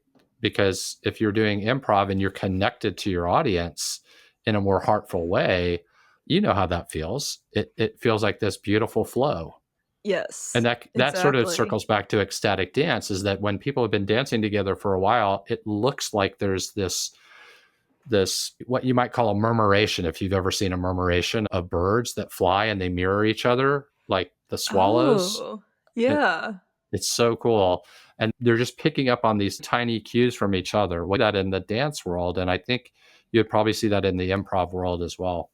So much there. I'm thinking about my time as a coach. About 5 or 6 years ago, I coached youth volleyball, youth girls, ages 13 to 17, different years, and I really hope I get the opportunity to coach again. Maybe I'll coach my daughter, if she wants to play. Maybe I'll pick it back up. So as a coach 5 to 6 years ago, I only knew what I was taught as a player. And so I tried to imitate that and Hmm. replicate that. And so when the girls would make a mistake, it would be like brush it off, shake it off, move on to the next one. But I think there's a lot of training that needs to come with that. Like, you can't just say, "Hey, brush it off," or like, "Oh, you're getting so upset about this one mistake. Let it go." And for some people, they can. That comes natural. And then some people, it doesn't. And that's when, like, the trainings can and we can actually dive deeper and talk about that. And I will admit that I was not doing that as a coach. I wasn't prepared. I didn't know at the time. And so I'm just thinking ahead, whether it's youth or the Olympians, like, everyone can benefit from that kind of heartfulness training, mindfulness training, not just saying, "Hey, let it go," but actually being like, "Here's some techniques on Right. how to let it go." Right. It's sort of like coaches or parents that just say, just relax out there. Yeah, as they're Like, yelling the whole time what at does their that kid. mean? Like, how do I Yeah. relax when I feel my heart beating at 120 beats per minute as I'm getting ready to serve this volleyball for if I get a side out here, my team loses. And Mhm. now Yeah. you're a 15-year-old girl and you already are in a developmental stage of feeling like the world is looking at you under a microscope. So there's a developmental stage going on. And then, yeah, if you have a coach that's insensitive, that's even worse. You were actually a sensitive coach because you said brush it off, shake it off. You may not have given them all the skills, And but there are other coaches that say very different things, yeah. like, My body may have don't said make a differently. mistake. Yeah. Exactly. Mhm. I also think about, like, golfers specifically, you mentioned golfers, but any, like, high-level athlete, you see the end rounds, the top 3, and if this one makes this putt, they win, and, like, financially on the line, they're gonna make millions of dollars if they make this putt. Now, I imagine the golfers hopefully are not thinking about the financial impact, but how do you help these high-level athletes, not even high level, a 15-year-old girl about to serve for game point in this Yeah. high pressure way, how do you help them to manage the pressure and even thrive in the pressure? Right, right. So what we basically do is teach them how to not get thrown off by the fact that they're nervous. Mm. So so an old technique in sports psychology that some coaches and sports psychologists still use that is not effective in my mind and in my experience is like the power of positive thinking. So just telling somebody to think positively doesn't make sense when you're in a circumstance where you're feeling really anxious, because what's your brain going to listen to, this sort of false self-talk or this body that's heart is pounding? So the Yeah. message that the person is getting is, I'm unsafe right now, right? Your heart's beating as if you were being attacked by a saber-toothed tiger. So, like, imagining that you could talk yourself out of that and say, oh, everything's okay, no big deal. So I do the opposite, which is I say, of course you're nervous. Like, it's important to you. You care about it, right? And they're like, oh, it's okay for me to be nervous? I'm like, yeah, of course it's okay for you to be nervous. Now let's talk about what to do with those nerves.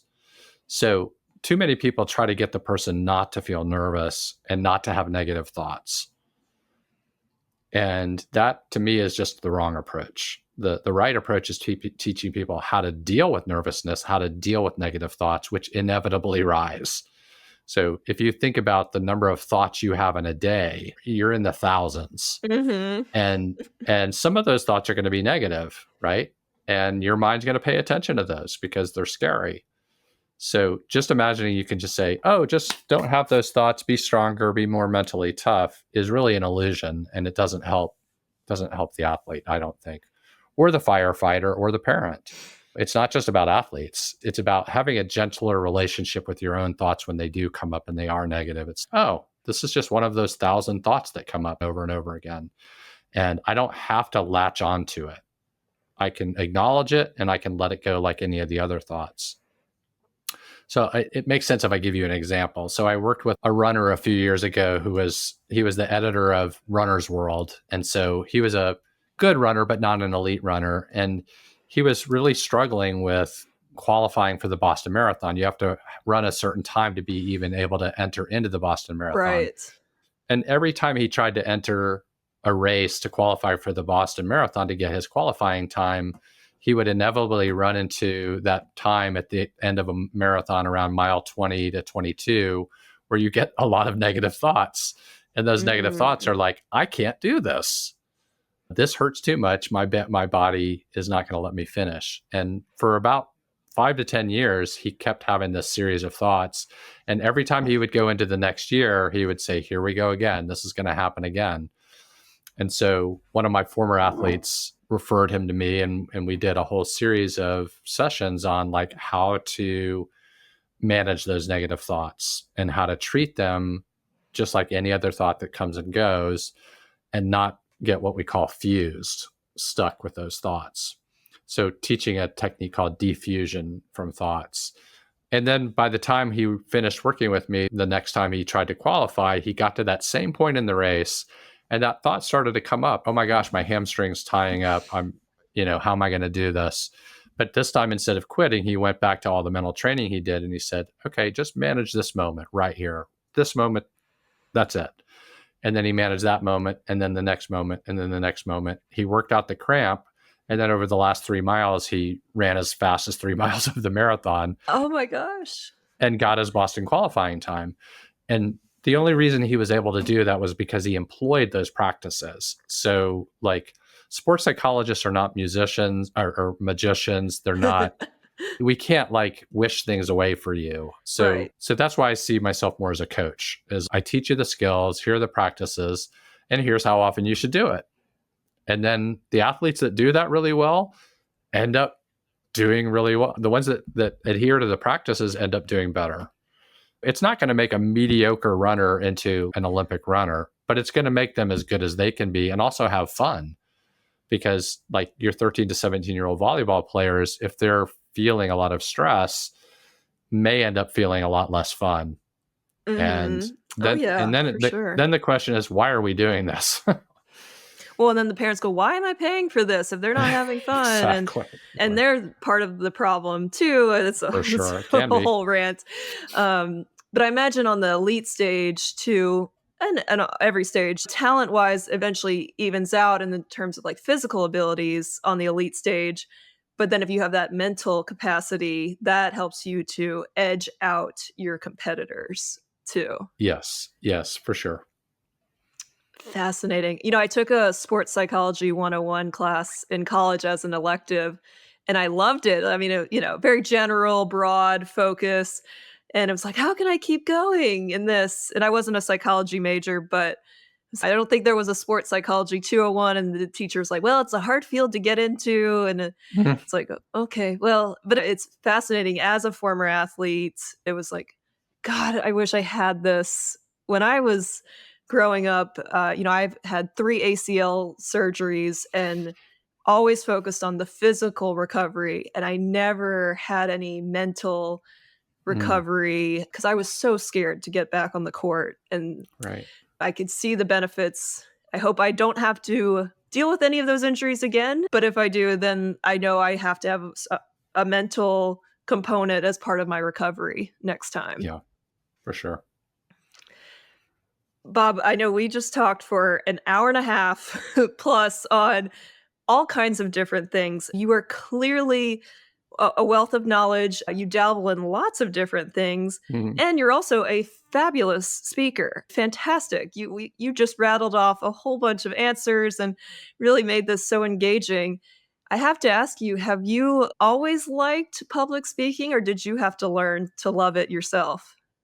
Yeah, I would say that I've definitely learned to love it over the years. I've also been doing it a while, right? So I started teaching almost 3 decades ago. So, That you helps, know, yes. if you're routinely speaking to students who may or may not be interested in what you're saying, you have to figure out ways to be entertaining and improv. And so I love to bring a playfulness and a joy into my talks, whether it's to a professional audience or to students or my friends. Like I like bringing a playful energy. So that's one thing that really helps is I see conversation as play. And I love that. not meaning that it's not serious or it can't involve a lot of interesting exchange of ideas, but that it's a joyful experience. It's that idea like from my colleague Dr. Keltner of I see awe in what you and I are doing right now. And so that brings my heart into it. And if I could get my heart involved, then I'm always going to be a better speaker. And so when I speak at the Art and Science of Health Promotion or any other big national conference, there might be 200 people or 500 people or whatever, which could be intimidating.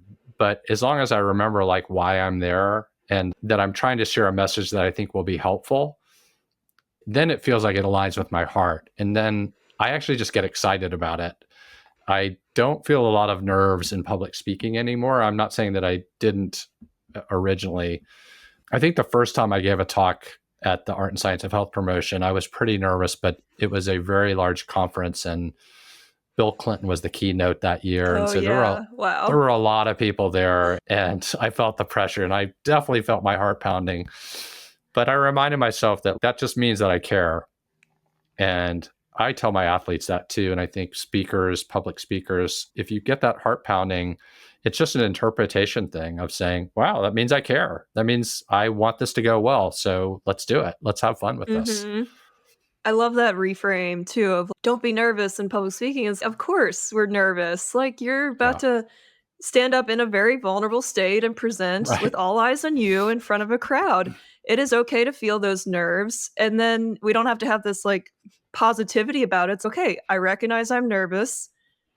I have tactics and tools to help with those nerves. I can do my breathing routine. I can do my stretches. Also, I recognize maybe the first minute or two not like my strongest voice or like a little shaky, but then I get into it and I flow and it's just beautiful after that. And that's what people remember too. They remember how you made them feel. And so Right. if you feel good, then it's generally going to go well if you feel good throughout the process. Yeah. Right.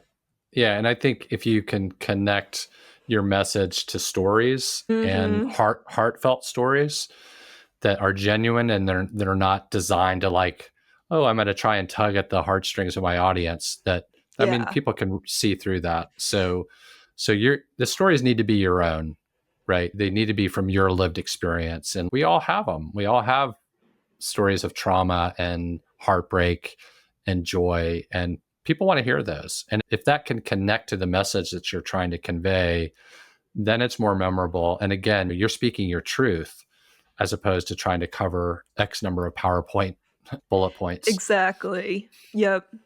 I told you before we recorded, if we talk for an hour about ecstatic dance, we talk for an hour about ecstatic dance. I think we were a little shorter than that, but it was let's not limit ourselves. If that's where the conversation flows, that's where it goes. Right. And For sure. that's a beautiful thing, not being tied to that pressure or limitation piece. Mm. Bob, what's next on your journey? You've been teaching a while, you've been doing research. What's next on the journey? Yeah. So I have two kids that just graduated from college, so helping Oh, launch them into the congrats. world. And then I have a younger son who is in between his first and second year. So when people ask me what I'm up to these days, I think I say I'm head of the feeding station at my house, which is whenever they come home, they need lots to eat. And Yes. yeah, it's a home base for them. And then professionally, continuing to do ecstatic dance for the community. I'm expanding my research into some of the psychedelic assisted therapies. I'm interested in potentially working around a new area for me, which is athletes who have traumatic brain injury that Oh. experience TBI concussions in their professional sporting career. So, like hockey players, football players, boxers, Oh, and then looking at wow. the Yeah. yeah, and then looking at the potential of some psychedelic assisted therapies for that group, because many of these people are young when they retire, and then they retire with a lot of pain, physical pain, psychological pain. Some of them have substance abuse disorders, and there's virtually no research, I think, on what the impact of a well-held psychedelic assisted therapy would be, in addition to combining some of the sports psychology techniques and being in community, being in group. So I'm in some talks with some people that are doing really interesting work in that area, and hoping I can get a research arm into that. Yeah, and then continuing to mentor my students here. I love seeing what they do and helping them with their passions. The students at the college here are very passionate. They're very engaged with the community. So it's rewarding. I don't have any plans to jump off ship anytime soon. That's incredible. Yeah. Fascinating research areas and avenues to explore and make discoveries in, and the TBIs and athletes. And I mean, that would be incredibly helpful. I have to ask you, as a parent, and I'm a soon to be parent, I am trying to implement psychological flexibility. I use the term improv into my parenting. Yeah. And do you have any tips on just allowing for more improv and uncertainty in parenting? I think what you're saying already makes sense to me, is that you're going into it with the idea that you're going to frame it with that this is all about flexibility, that this is all about responding to the need. So like when I do internal family systems therapy with somebody, I never know what part is going to show up in my client, like what's going to be present for them that day, because it's different for everybody. And that's the same with as a parent, like you don't know what kid's going to show up. I Mm-mm. mean, is it the No. hangry, hungry, angry? Is it the loving? Is it the ADD kid? They're all over the place. And I wish I had known some of these techniques when my kids were 2 and 3 and 4 and 5. I was not trained in this back then. I was a health psychologist and a decent parent, but I got triggered way too easily, thinking that they're violating my boundaries. And so, yeah, there's a part of me that does wish I could do it again, knowing what I know now, and feeling the way that I feel about the world and them and my heart. So I would say the sooner you can get into that flow state of improv and connecting, obviously having children, there's usually a large purpose associated with that. And like just Right. reminding yourself constantly of what that purpose is for you and for your partner, if you have a partner, and what the kid's purpose is, which is, Yeah. they want to attach to you, they want to play, and then at other times they want to detach from you, and that's normal. And that we can't view that as rejection when they do that. That's part of their developmental challenges, is navigating how to stay close to mom and any other partner and any other caregiver, and how to navigate that, how to be in and out of that relationship. And if we provide that sort of stable grounding for them that's built in joy and humor and love, wow, that to me just feels like a gift. My mantra for this whole process has been uncertainty is my friend. 'Cause I have some anxiety, I have lots of anxiety about the future and just how I'm gonna be as a parent, and I also remind myself, if my child needs to go to therapy, that means they're a well-adjusted child. The There you stigma go. is removed there. Actually, that's a great thing that we are embracing the mental health benefits of therapy and talking with Right. somebody and working through issues and not wanting to avoid it. So which I think was the goal of other parents years ago of like, "I don't wanna mess up my child so much that they have to go to therapy," kinda thing.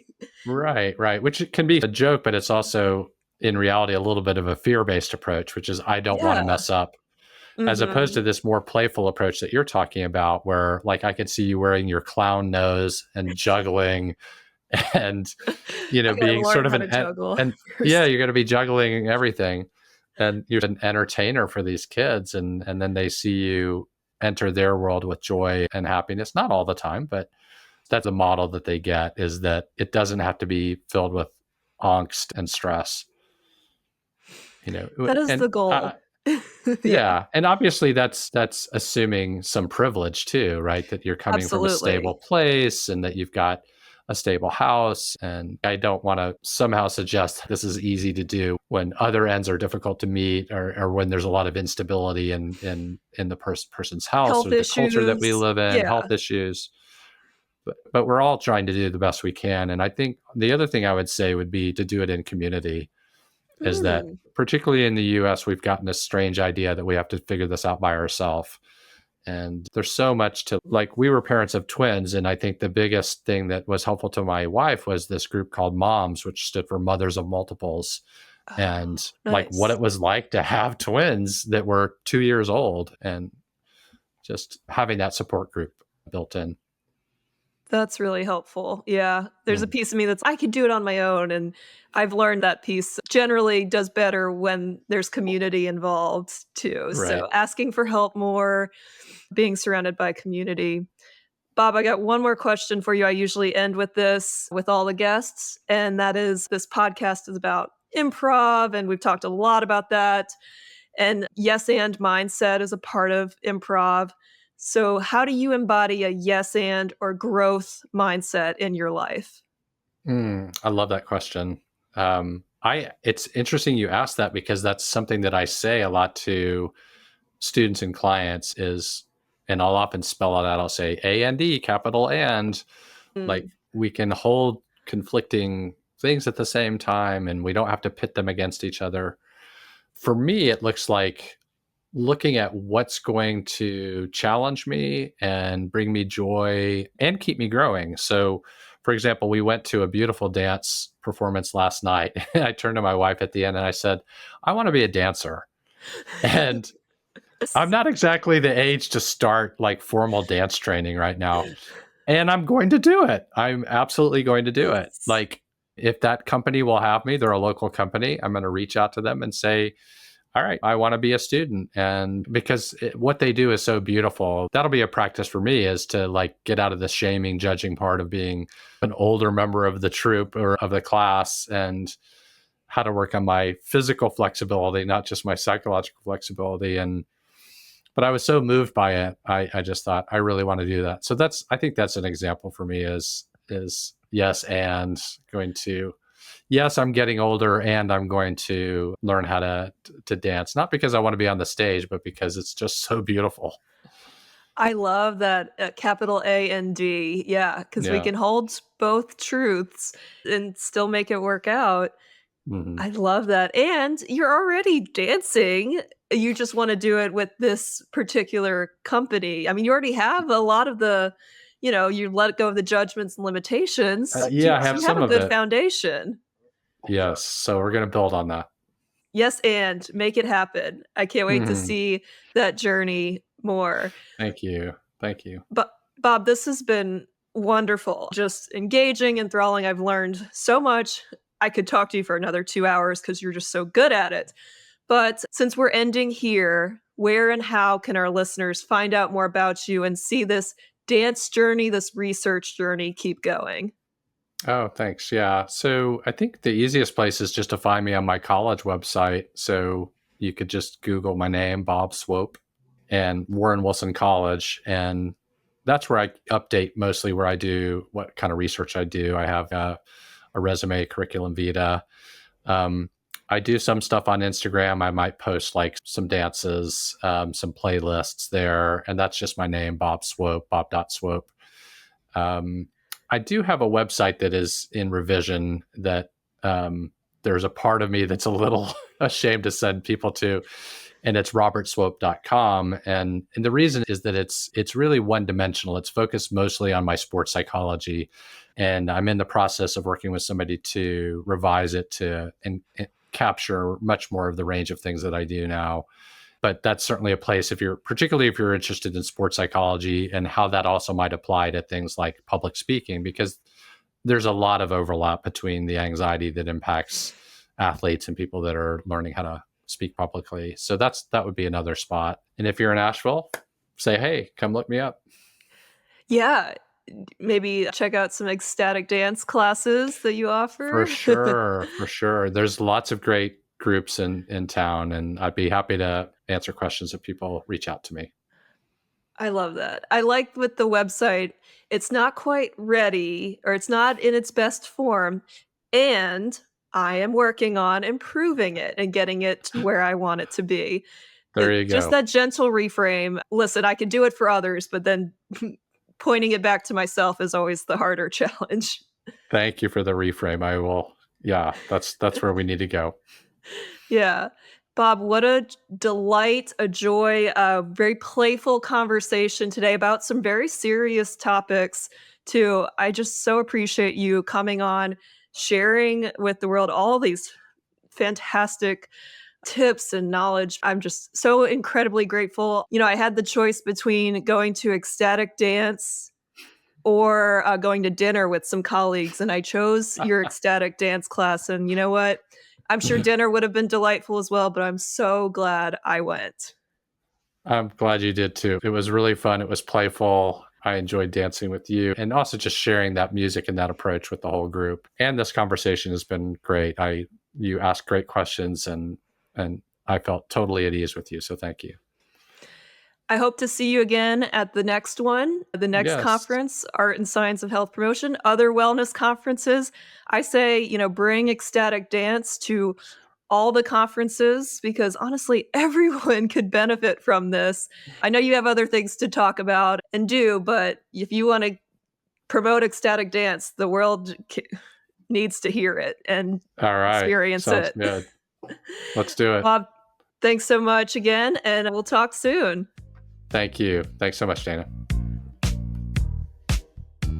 And thank you for listening to today's episode.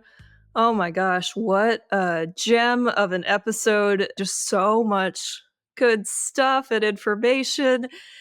I am definitely going to reel and reflect on all the things that were mentioned in today's episode. I want to call attention again to ecstatic dance. If you are in an area that has it, or look it up and see if this is something that intrigues you, you haven't heard of it. I hadn't heard of it until the conference a month ago. And my co-presenter, Jesse Greenfield, they were like, "Oh yeah, I do ecstatic dance in San Diego." And I was like, "Really? I am in LA. I'm sure it's in LA. I haven't really heard of it." And they were like, "Yeah, it's this amazing community." And I imagine it is just wonderful in all the places and spaces that it's offered. So if that hit your interest button and you felt intrigued by it, look it up, find one in your area, say yes and explore a bit. Yes, it's intimidating. There's no steps or choreo, there's no format. It's all just free flow. And of course, there is an instructor there to help make the space safe physically and mentally. But other than that, it's really just an exercise of one, moving your body and getting exercise, and two, letting go of judgment and allowing that brain to be with your body instead of being somewhere else, which is something that Bob mentioned in the episode. When I was doing my research on Bob, certainly we met at the conference and chatted a little bit, but I didn't get to talk with him a ton because ecstatic dance happened Thursday night and then the conference was over on Friday.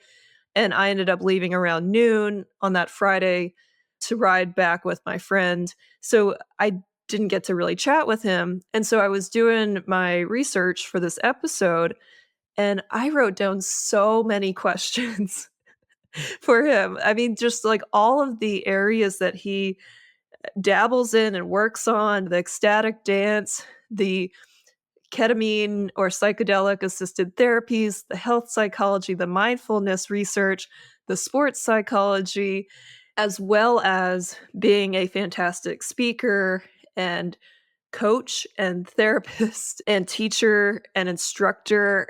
It's incredible. So I probably had a good 3 to 4 hours worth of questions. And I said, "Bob, whatever comes of this comes, we'll let it free flow. I have this list of questions, but I'm not tied to it. Let's just see where it goes." And I'm so happy with where it went because we touched on a lot of things, and honestly, we could spend an hour on each thing, like diving deeper. I understand that my podcast episodes are longer than probably the average podcast episodes, but I actually like that because honestly, if you limit the podcast to 30 minutes or 45, you get a chunk and you get a nice snippet, an idea of what the guest is about, but you don't get to really dive in on some things. And I don't know, I just felt like this conversation today was really special and very delightful, as Bob said. So thank you for being a part of it and listening.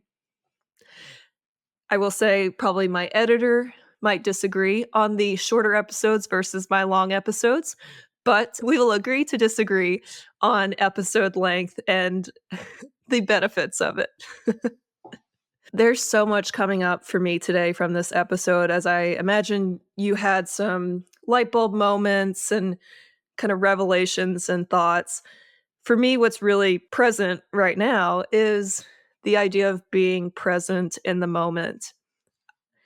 And planning ahead is okay, but not worrying so much about the future, because usually the things we worry about don't happen the way that we think they will. They don't happen at all. And so spend so much time worrying about these things and thoughts that never come to fruition. And I am being very challenged by that right now. As a soon to be parent, I'm reading about all of these things that can come up with breastfeeding and sleeping. I mean, SIDS is a big issue. Sudden infant death syndrome is an issue with little babies and children. And you can read all these things and get very scared of like the worst case possibility and scenario.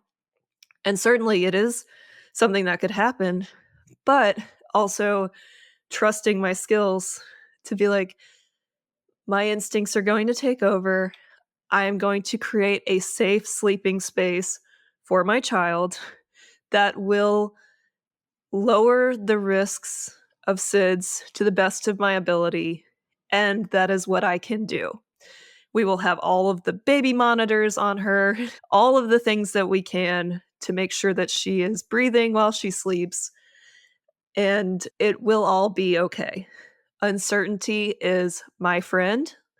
Let's stay in the present moment and trust when things come up that we will handle them and that I will handle them. So, a lot of that's coming up right now as we talked about mindfulness and being psychologically flexible, being present in the moment. So, I want to turn it over to you as we're wrapping up here to just think about what is something that you might be stressing about or worried about. Maybe you're thinking ahead about, and can you come back to the present moment and connect with your body and be aligned in your mindfulness and your heartfulness? Why are you doing this thing that you're doing? Connect it with your heart, align it with your purpose, and trust that if anything comes up, it will be handled. Another thing that really spoke to me today in this episode is the idea of that capital A and D, and how we sometimes allow the judgments and the shame to really take over and infiltrate our mind. And then that can create some of the unhealthy habits that we choose to do around it. For me, I get very overwhelmed and stressed about all the tasks that need to be done just with pregnancy and prepping for little baby to be here, but also at work, also with this podcast, also just with everything else. I'm an anxious, overwhelmed kind of person. And so what I tend to do in those situations is I'll say, I'm so overwhelmed. And then there's a part of me that just shuts down and doesn't want to do the tasks. And so I procrastinate and I make it worse. And then I stress even more.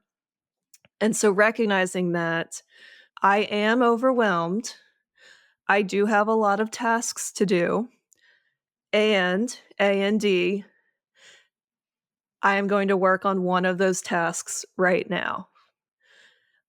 And A and D, I'm going to set 30 minutes on the timer to work on this task. And it might not all get done, and I will work on it more tomorrow. So just having that capital A and D and really having that reframe will be very helpful for me. I hadn't heard it phrased like that. I like that a lot, so I will use that. Super fun, interesting, fascinating episode today. I hope you enjoyed it as much as I did. Let me know if anything came up for you. Certainly reach out to Bob if you're in the Asheville area or even just curious more about ecstatic dance. You can also reach out to me. I'm on Instagram at Improvly Speaking. On LinkedIn, I'm at Dana Gowan. And my website is improvispeaking.com. Also, there's a new feature on Buzzsprout, which is what I use for my podcast host platform, where you can send fan mail to this podcast. So it's like a little text message, and you can send what came up for you in this episode, what you liked about it, what you like about the podcast. If you have any feedback or concerns or questions, ideas for improvement, you can also send that through fan mail. I don't think I can respond to it per se, but I can see it and know that you're listening and know that you got a lot out of it. You want more of these kind of topics, whatever's the case, whatever you're willing to share. But I'm excited about this new fan mail feature that Buzzsprout has. And I believe a link for the fan mail feature is listed on each of the episodes. So pretty cool. One more thing I wanted to highlight just about this episode is just how applicable everything is. Bob talked a lot about ecstatic dance and psychology and how we use these tools to really get out of our heads and be more present and be more psychologically flexible. All of these things are skills that can also help public speaking and improv. Bob did a great job tying it back. I just really enjoyed listening to it and just hearing how all of this kind of applies and ties in, right? I mean, I think that's the beautiful world of improv is like the skills that we use on stage to maintain and hold an improv scene on stage are also skills that we use in our lives and in our worlds. And it helps us better interact with others, and it helps us better interact with ourselves. And that's the key piece is how can we better treat ourselves and others? Thank you so much for listening and supporting Improvly Speaking. Go out and flex your creative thinking. I'll talk to you next time.